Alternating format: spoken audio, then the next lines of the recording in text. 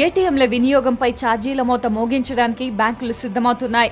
ఇక నుంచి నగదు విత్డ్రా మొదలుకొని బ్యాలెన్స్ స్టేట్మెంట్ లావాదేవీల వరకు అన్ని పరిమితికి లోబడే ఉండాలి. సొంత బ్యాంక్ ఏటీఎంల నుంచి ఇకపై 5 లావాదేవీలు ఉచితం.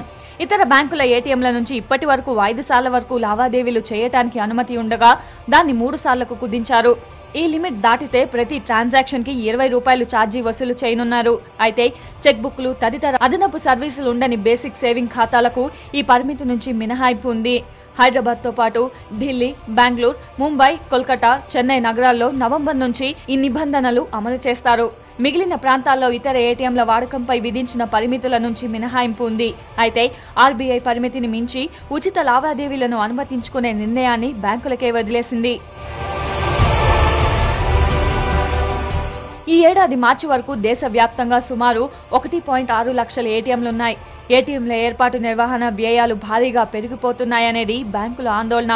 ఇదే విషయాన్ని ఇండియన్ బ్యాంక్ ఆర్బీఐ దృష్టికి తీసుకెళ్లడంతో పరిమితి కుదింపు నిర్ణయాన్ని తీసుకుంది.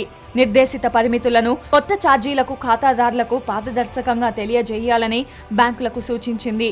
అయితే ఆర్బీఐ నిర్ణయంపై బ్యాంకు ఖాతాదారులు ఆందోళన వ్యక్తం చేస్తున్నారు. 6 టైం నుంచి డ్రా చేస్తుంటే 50 రూపాయలు ఫైన్ పడుతుంది అంటున్నారు. అలాంటప్పుడు ఎమర్జెన్సీలో చాలా ప్రాబ్లం అవుతుంది. అనవసరంగా నాకు ఇప్పుడు కస్టమర్ అయి ఉండి కూడా నేను ఒక 50 రూపాయలు ఎక్స్ట్రా కట్టాల్సి వస్తుంది కదా ఈ ఆర్బీఐ దానివల్ల. ఇదేంటంటే ఆర్బీఐ అన్ని బ్యాంక్స్తో మాట్లాడి ఇది తీసేయాలి, కానీ ఇంత కంప్యూటరైజ్డ్ సెంట్రలైజ్డ్ అయిన తర్వాత కూడా మళ్ళీ కస్టమర్కి ఉన్న ఛార్జెస్తో పాటు ఏటీఎం కార్డుతో పాటు మళ్ళీ ఈ ఎక్స్ట్రా ఛార్జ్ అనేది చాలా కష్టమండి. ఇది हर बार पैसे निकालते गए तो 50 रुपीज़ चार्ज कर रहे हैं, बार बार को चार्ज करते जा रहे. पब्लिक को कहाँ से लेंगे 50 रुपीज़? अपने जेब से देना पड़ता है. 1-1 रुपया बड़ी मेहनत से आता सबको, अपने जेब से कहाँ से ला के देंगे? बार बार को 50 रुपये इधर 50, वो हर एटीएम को एक कर दिए तो पब्लिक को फैसिलिटी होती ना, नहीं होती. ये सोचना चाहिए, अपने गवर्नमेंट को सोचना चाहिए हर चीज़. ఏటీఎంలపై ఛార్జీలు పడకుండా చూడాలని ఖాతాదారులు విజ్ఞప్తి చేస్తున్నారు. లేని పక్షంలో కనీసం ఈ పరిమితినైనా పెంచాలని కోరుతున్నారు.